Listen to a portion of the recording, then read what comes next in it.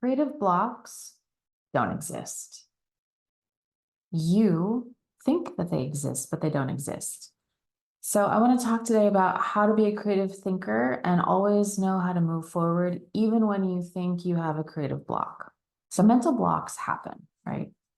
They happen when we're too focused on a problem and we can't think about anything else but that one thing, and we become really obsessed with it.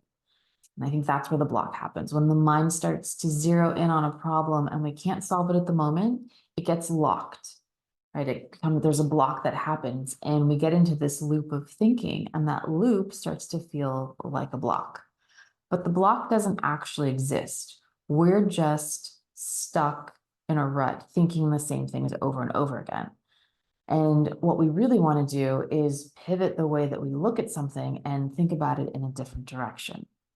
Before we get into this video, I just wanted to introduce myself. My name is Dena, and I am a life coach for creatives. So if you are a creative, if you identify as a creative professional, a creative enthusiast, this channel is here to talk about how to build a life with a creative flow and your creative energy and making meaning and purpose that work for you.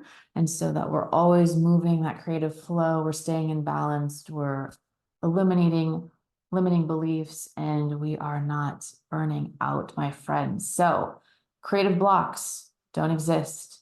It is all in how we want to look at and perceive what is in front of us. And when we actually give ourselves permission to think freely, it helps us improve the way that we're doing what we're doing. And we want to let that creative flow come in. And it's not when we are pre-planning, and we're not pre-planning production.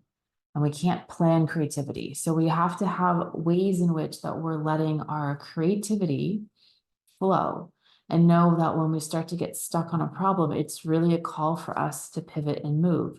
And so think about taking a creative block. Here's a block.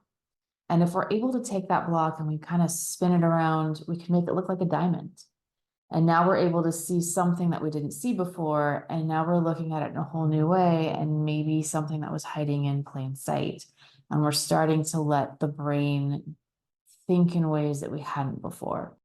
The great George Carlin coined the phrase "vujade," when we see the same thing, but in a new light, and this feeling of experiencing something familiar, but in a completely new and unexpected way.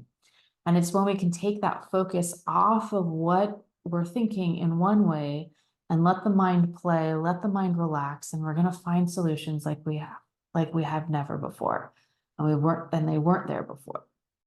And what I've studied with original thinkers, and I've seen other scientists and great artists and authors talk about, are what habits do original thinkers have that help them not just get out of the box, but build a whole new box completely.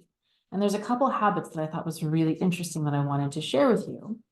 And maybe this is you, maybe you're an original thinker, my creative friends. Let's see.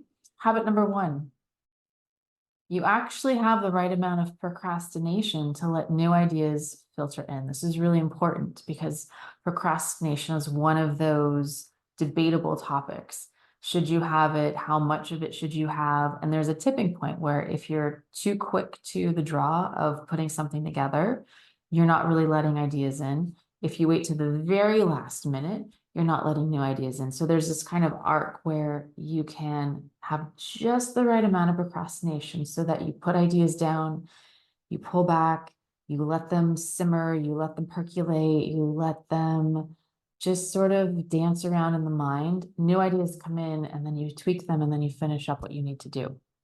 So it's really about a quick start and a slow finish.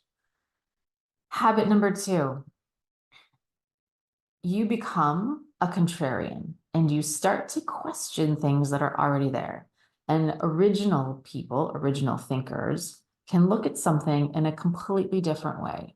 Apple's a really great example of this, of like, it's just a computer, it's a box, but what they were really doing was looking at how someone new, someone different would go in and actually look to see how everything's happening in a different light. Habit number 3, they don't care if it doesn't work. So this is the inventor. This is the creative inventor that just wants to tinker and experiment. Think of Benjamin Franklin. It took him 1,000 tries for him to get the light bulb. Had he stopped at 900, 999, we wouldn't have what we have today. And he just kept going because he knew there was something there. There was something that was pushing him to create, and he did it. And it wasn't even a matter, he did want to care that it worked, but there was just something about it of like, he kept going just to see what would happen, just to see. Habit number 4, creative thinkers, original thinkers speak up and they say what they want, and it doesn't matter what the outcome is. They are not afraid, or they don't let fear get in the way if they need to say something that's important, and we can all learn from that.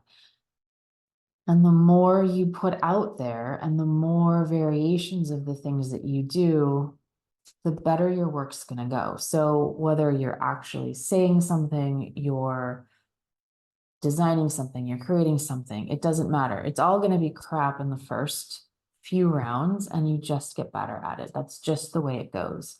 And if you don't really care what people have to say, or it doesn't matter what the actual end result is, you're probably going to get there faster, and you're going to get there with better results because you're more open to letting the insights come through and doing what it is that you love. Habit number 5, they feel fear and doubt, they procrastinate, and they have bad ideas, and they still do it anyway. It doesn't matter.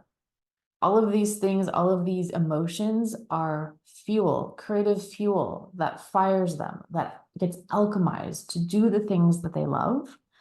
And therefore, those creative blocks don't exist because it's just a moment, it's just an obstacle that gets translated into an opportunity to then figure out how to move forward with it. So I think you're a creative, original thinker. These are some habits that you probably already have. You didn't even realize how amazing you are and the things that you want to create. Put in the comments below. I would love to hear what you're creating. How do you start alchemizing your creative blocks? And if you are still working on that, my friends, take that block, flip it off to the side, put it in the freezer, put it somewhere else, figure out how to like take it and alchemize it and do something with it. It's just insight. It's just a matter of perspective of how you want to look at something. You are an original thinker. You can be if you want to be. If you believe you can, you will be. And let me know what it is that you're working on. Thank you for being here. I always love spending time with you. Don't forget to like, share, and subscribe, my friends, and I will see you in the next one. Take care. Bye.